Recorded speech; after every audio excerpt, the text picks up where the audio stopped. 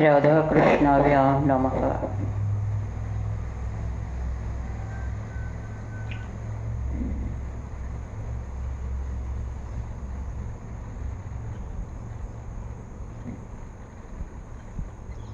શરદ પૂર્ણિમાના અનુસંધાનમાં શ્રીમદ ભાગવત કથાનો આજે આરંભ કરવાનો આશય છે. આશીર્વાદ પ્રભુના માંગુ છું કે આ કાર્ય बिना विघ्न पूर्ण થાય. ચિંતા સંતાન હંતારો यत्पादाम्बुजरेणुः श्रियाणां तान् निजाचार्यान् प्रणमामि मुहुर्मुहुः.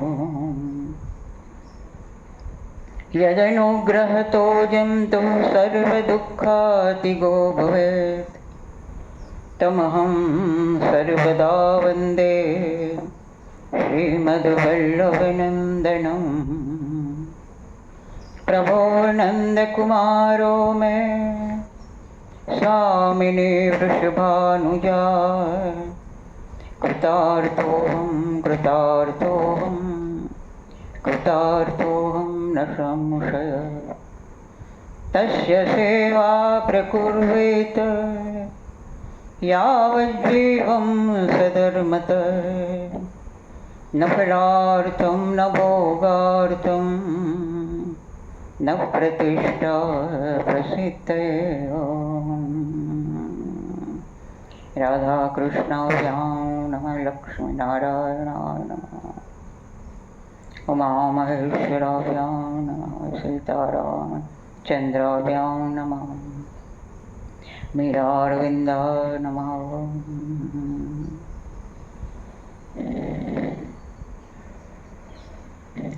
શ્રીમદ ભાગવત ની શરૂઆત મહાત્મ્યથી થાય છે અને મહાત્મ્ય એ ખૂબ રસપ્રદ છે. જબરજસ્ત ઇન્સેન્ટિવ આપેલા છે આપણને. એ કહે છે કે પ્રભુ કહે છે કે श्रीमद् भागवत नाम पुराण का प्रतिदिन श्रद्धायुक्त होकर श्रवण करना चाहिए, यही मेरा संतोष का कारण है. जो मनुष्य प्रतिदिन भागवत पुराण का पाठ करता है उसे एक एक अक्षर के उच्चारण के साथ कपिला गौदान देने का पुण्य होता है. ऐसे पूरा भागवत महात्म्य में पहला जो प्रकरण है वो ऐसे ही दिया गया है.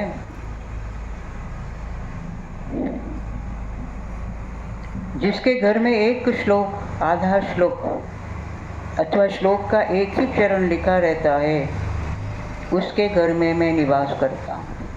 प्रभु कहाँ निवास करता है, कैसे निवास करता है, इसका भी हमें यहाँ उत्तर मिल जाता है. इसके बाद जो हमें सबसे सुंदर श्रीमद् भागवत का चयन कराने का लिए कोई भी संत प्रसिद्ध है इतना ही नहीं, प्रमाणित है इतना ही नहीं, प्रभावशाली है इतना ही नहीं, पर जो समग्र चेतना को, विश्व की चेतना को पोताने अपने हृदय में लिए बैठा है, ऐसा शुकदेव जी का हमें जिक्र करना चाहिए. शुकदेव जी को नमस्कार करना चाहिए. क्योंकि जिस समय श्री शुकदेव जी का यज्ञोपवीत संस्कार भी नहीं हुआ था, वैदिक कर्मों के अनुष्ठान का अवसर भी नहीं आया था, उन्हें अकेले ही संन्यास लेने के उद्देश्य से जाते देख उनके पिता व्यास जी विरह से कातर पुकारने लगे, बेटा बेटा. ये व्यास जी को उनको संन्यास मीन्स की जो ब्रह्मचर्य की दीक्षा भी देनी थी, वेदों की भी शिक्षा देनी थी, सब कुछ देना था पुत्र को. पर सुखदेव जी ने जवाब नहीं दिया तो किसने जवाब दिया? उस समय तन्मय होने के कारण सुखदेव जी की ओर से वृक्षों ने उत्तर दिया। ऐसे सबके हृदय में विराजमान श्री सुखदेव मुनि को मैं नमस्कार करती हूँ। ये श्रीमद् भागवत अत्यंत गोपनीय और रहस्यात्मक पुराण है। सामान्यतः पुराणों को जो बुद्धिशाली बौद्धिक वर्ग है वो उसे ऐसा मानते हैं कि इसमें सभी गॉसिप ही है। ऐसा नहीं है, इसमें रहस्य है, गोपनीयता भी है। यह भगवत स्वरूप का अनुभव कराने वाला और समस्त वेदों का सार है। भगवत स्वरूप का अगर हमें दर्शन करना है तो श्रीमद् भागवत जैसा कोई सुंदर उपाय नहीं है। संसार में फंसे हुए जो लोग इस घोर अज्ञानांधकार से पार जाना चाहता है उनके लिए आध्यात्मिक तत्वों को प्रकाशित करने वाला यह एक अद्वितीय दीपक है। आध्यात्मिक तत्व को भी अगर प्रकाश में लाना है तो इसके लिए सबसे सुंदर कोई दीपक का कार्य करता है तो ये श्रीमद् भागवत महापुराण है। वास्तव में उन्हीं पर करुणा करके बड़े बड़े मुनियों के आचार्य श्री सुखदेव जी ने इसको वर्णन किया है और मैं उनकी शरण ग्रहण करता हूँ। श्री सुखदेव जी महाराज अपनी आत्मानंद में ही निमग्न थे। इस अखंड अद्वैत स्थिति से उनकी भेद दृष्टि सर्वथा निवृत्त हो चुकी थी। हम सामान्यतः तो द्वैत प्रपंच में रहते हैं, पर अद्वैत अखंड सिद्धि स्थिति में उनकी भेद दृष्टि निवृत्त हो गई थी। कोई भेद नहीं था उनके लिए। फिर भी मुरली मनोहर श्याम सुंदर की मधुमयी मंगलमयी मनोहारिणी लीलाओं ने उनकी वृत्तियों को अपनी ओर आकर्षित किया और उन्होंने जगत के प्राणियों पर कृपा करके भगवत तत्व को प्रकाशित करने वाले इस महापुराण का विस्तार किया है। मैं उन्हीं सर्व पापहरि व्यास नंदन भगवान श्री सुखदेव जी के चरणों में नमस्कार करती हूँ। ये तीनों श्लोक श्री सुखदेव जी के प्रति हमें जो अनुग्रह किया है इसे व्यक्त करने के लिए है। श्री सुखदेव जी ने मनुष्य जाति पर इतनी कृपा की है कि प्रभु का गान, प्रभु का सौंदर्य, प्रभु का अस्तित्व, प्रभु की प्रतिभादिता, भक्ति, प्रभु की सर्वोपरिता, सर्वग्रहणशीलता, कितने गुण, कितने बखान किए। ये सब श्रीमद् भागवत में सुखदेव जी द्वारा हमें प्राप्त होता है। तो मैं आज ऐसा साहस करती हूँ कि मेरे प्रभु को मैं आपकी समक्ष प्रस्तुत करूँ। सचमुच तो मैं मेरी ही समक्ष प्रस्तुत करना चाहती थी, पर सोचा कि मैं खुद क्यों, साथ में मेरे सभी भाई बहनों को भी नहीं, इसके लिए मैं प्रोत्साहित करूं। यही भावना है मेरी। मुझको श्रीमद् भागवत में अत्यंत प्रेम है। कौन कहते हैं? जिन्होंने ये मदन मोहन मालवीय जी, वो कहते हैं, मेरा विश्वास और अनुभव है कि इसके पढ़ने और सुनने से मनुष्य को ईश्वर का सच्चा ज्ञान प्राप्त होता है और उसके चरण कमलों में अचल भक्ति होती है। मैंने तो कई बार भागवत का चयन किया है और ये मैं समझ गई हूँ, श्रद्धापूर्वक समझ गई हूँ कि इसमें ही प्रभु की भक्ति का निरूपण होता है हमारे हृदय में। इसको पढ़ने से मनुष्य को दृढ़ निश्चय हो जाता है कि इस संसार को रचने और पालन करने वाली कोई सर्वव्यापक शक्ति है। मदन मोहन जी कहते हैं, ईश्वर का ज्ञान और उनमें भक्ति का परम साधन ये दो पदार्थ जब किसी प्राणी को प्राप्त हो गए, क्या? एक तो ईश्वर का ज्ञान और उनमें भक्ति हो जाए, जो परम साधन भक्ति है वो मिल जाए, तो ये दो पदार्थ जब किसी प्राणी को प्राप्त हो गए तो कौन सा पदार्थ रह गया जिसके लिए मनुष्य कामना करे? ईश्वर का ज्ञान, जीव, जगत और ईश्वर, तीनों को जानने की जरूरत है। पूरा ज्ञान इसमें समा जाता है और ये पूरा ज्ञान उपनिषदों में है और उपनिषदों में से ही जो ये अमृत हमें मिला है ये श्रीमद् भागवत है,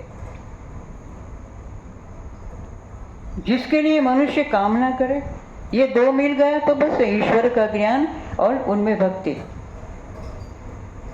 जिसके लिए मनुष्य कामना करे, ये दोनों पदार्थ श्रीमद् भागवत से पूरी मात्रा में प्राप्त होते हैं। इसलिए यह पवित्र ग्रंथ मनुष्य मात्र का उपकारी है। जब तक मनुष्य भागवत को पढ़े नहीं, उसकी इसमें श्रद्धा न हो, जब तक वह समझ नहीं सकता कि ज्ञान, भक्ति, वैराग्य का यह कितना विशाल समुद्र है। तीनों इसमें समाये हैं, ज्ञान, भक्ति और वैराग्य। भागवत के पढ़ने से उसको यह विमल ज्ञान हो जाता है कि एक ही परमात्मा प्राणी और मात्र में बैठा हुआ है। और जब उसको यह ज्ञान हो जाता है तब वह अधर्म करने का मन नहीं करता। उसे अधर्म नहीं हो सकता, हो ही नहीं सकता। जब पता चलता है कि सभी के हृदय में परमात्मा विराजमान है तो किसके लिए अधर्म करे? क्योंकि दूसरों को चोट पहुंचाना अपने को चोट पहुंचाने एक समान ही होता है। तो ये है मदन मोहन मालवीय जी का वक्तव्य।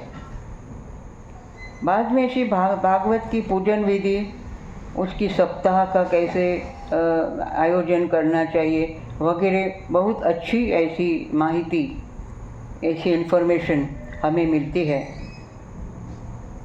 पर मैं इसके आगे जाके श्रीमद् भागवत की कथा का ही आपके सामने आरंभ करूंगी और प्रस्तुत करूंगी।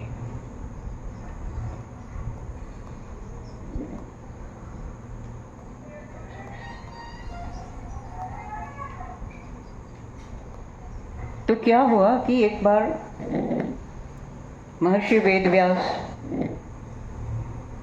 सरस्वती नदी के किनारे बैठे थे, थोड़े उदास दिखते थे। पता नहीं क्यों, पर उनको उदासी उनमें हृदय में छा गई थी। और उसी वक्त नारद जी वहाँ आए। नारद शब्द ऐसा है कि हम समझते हैं कि वो कॉमिक कैरेक्टर है, सब जगह विलेन ही करते हैं। ऐसा नहीं है। नारद एक ऐसा चरित्र है उनका कि जहाँ जहाँ भी किसी को जगाने का होता है और भविष्य के जो भी कोई कार्यक्रम है, इसमें कोई विघ्न आने वाला है और विघ्न को समाप्त करने के लिए, ताकत बढ़ाने के लिए नारद इन व्यक्ति का अप्रोच करते हैं, उनके पास जाते हैं। ये वही नारद है जिसने भक्त प्रहलाद को और उनकी माता कयाधु को भगवत प्रेम में ऐसा डाल दिया कि कितनी सारी हिरण्यकश्यप ने उनको मारने की कोशिश की, पर तो सफल नहीं हुआ। ओम नमो भगवते वासुदेवाय। सिर्फ प्रभु का नाम देता हुआ जो प्रहलाद किसी ने भी उत्पन्न किया है सचमुच में, तो नारद जी ने। और जब माता ने कटु वचन किए और 5 साल का वो ध्रुव जो निकल गया, परमात्मा की खोज में निकल गया, तब वो तो जंगल में जाके बैठ गया था। पर तभी नारद ने ही वहाँ आके बोला कि पहले तो उसकी परीक्षा ली, कटुस कसौटी ली, और उसकी दृढ़ निष्ठा देख के उन्हें मंत्र दे दिया, ओम नमो भगवते वासुदेवाय। और हमें पता है कि ध्रुव कैसे ध्रुव हो गए। तो हमें व्यासं व्यासकरं वंदे मुनिं नारायणं स्वयं यतः प्राप्त कृपा लोका मुक्ता कलेर्ग्रहात्।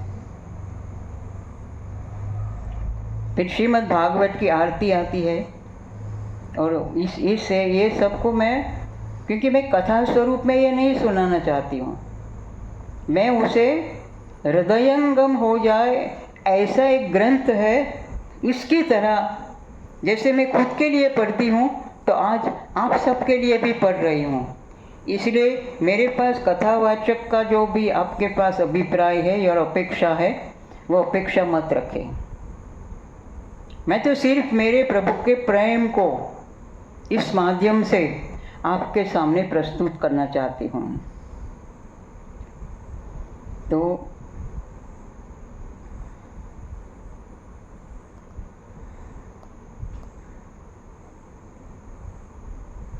आज इतना ही काफ़ी है।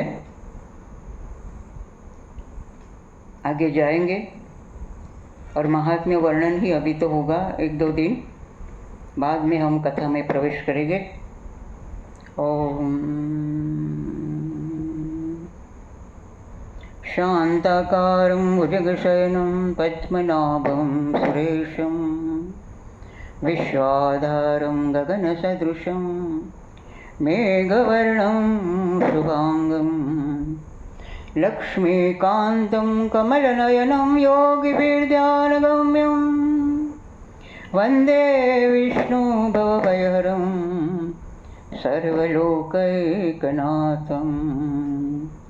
करारविन्देन पदारविन्दं मुखारविन्दे विनिवेशयन्तं वटस्य पत्रस्य पुटे शयानं बालं मुकुन्दं मनसा स्मरामि। ॐ नमो भगवते वासुदेवाय। राधाकृष्णाभ्यां नमः। ॐ।